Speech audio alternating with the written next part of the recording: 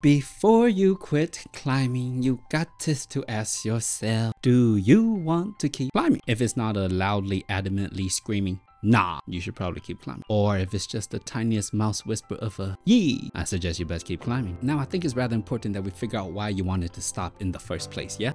Is it because when you climb, you don't find much enjoyment because you're doing it by yourself? If that's the case, I suggest you start talking to other human beings. Most climbers, even though they're software engineers, they're still pretty nice people. Now, if it's because you don't see improvement, I have to ask you, do you climb with the intentions of becoming better, or do you climb hoping you will become better? Please don't tell me you're one of those people that think that you're going to get really good at something all the while being the exact same person that you already are. If you want to be a changed man, you should make changes, right? Right. So let's just quickly establish that you are in your current predicament due to unrealistic expectations, and all of this is, of course, your fault. We first must admit that all of this is your fault, because it is, so that we can start in a position of control. With this newfound control compared to your previously misinformed beliefs, you will make a choice on how to get better, crawling through the mud to your new desired destination. And let's go about this correctly. In terms of orders of operation, here's how it works. 1. Are you consistent?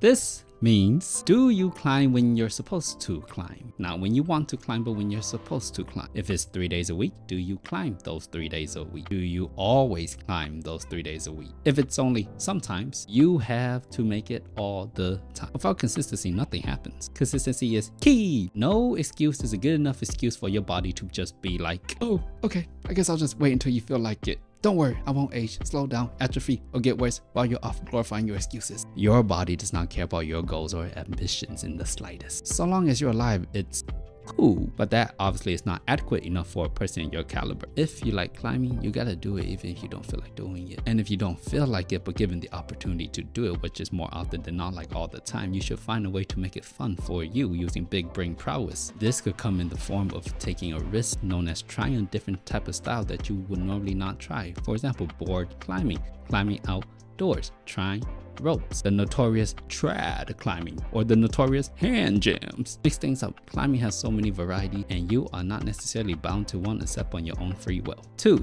Do you train?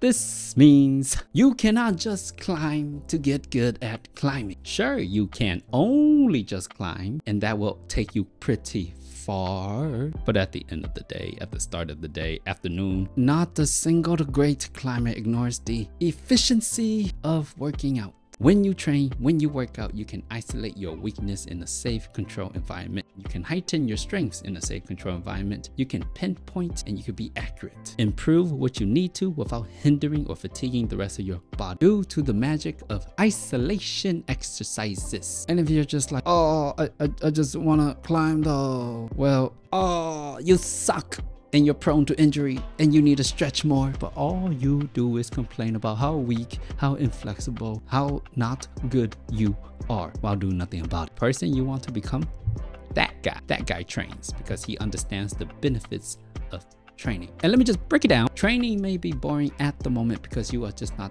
that creative about it. Practically because you have no skills about how to make training fun because, well, you've been ignoring it your entire life because you didn't think it was fun. So of course you suck at it, and of course you feel bad about sucking at it. But no one cares, including you. Why do you train? Why do we train? Not to get good at training. That will happen though, but to get good at climbing through training. And to make training more fun, you have to understand, you don't need to do 2 hours of training every single day. You could start off slow and steady like a turtle. Maybe it's a 20-minute hangboard warm-up, whatever. Congratulations, that's somewhere. Eventually you build upon it, and then eventually you realize, I don't like hangboarding. You know what? I haven't tried campus boarding. Wow, I don't like campus boarding. You know why I haven't tried campusing on easy boulders? Let me try that instead. Or what about some 4x4s or repeaters? There's so many climbing workouts out there. Just try it. It'll help you, most likely, especially hangboard. Because keep in mind, you're not different. You're not special. Get with the program. Get a program. 3. Do you project? This means when you want, when you have the desire to push your climbing to the next level, do you practice the same climb over a period of time until you accomplish it?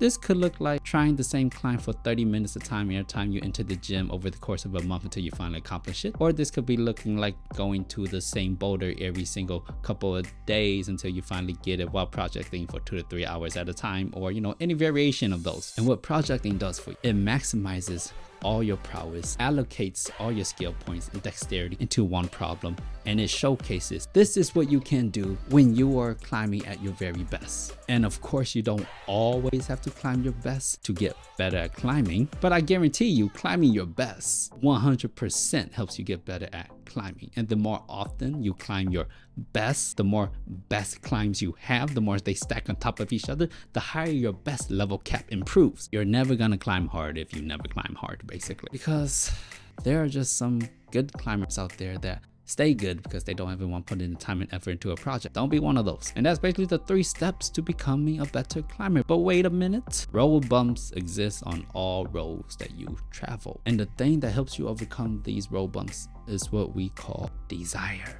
The desire to be better. Take me for example. I don't know when it started, but a long time ago, I just always started thinking about my end goal of sending V15 in the back of my head. It just always pestering me like, hey, you there yet? Hey, why aren't you there yet? I'm like, shut up, I'm getting there. I started thinking about climbing harder, started thinking about sending my projects. I was thinking about my next training session, going to sleep all giddy and excited because I was gonna wake up and have the lovely opportunity to go to the gym and totally wreck my forearms and fingers.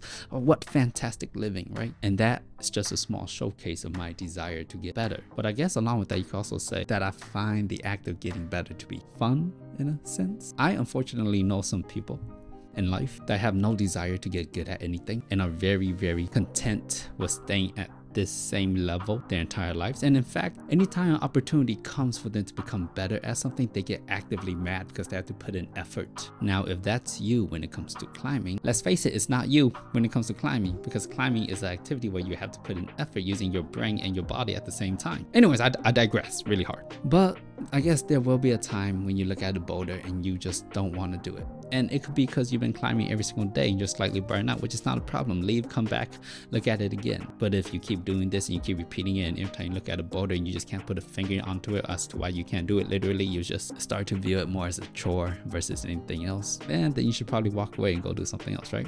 Climbing, not for everyone. Probably for you though. Thanks for watching. I'll see you next time, partner.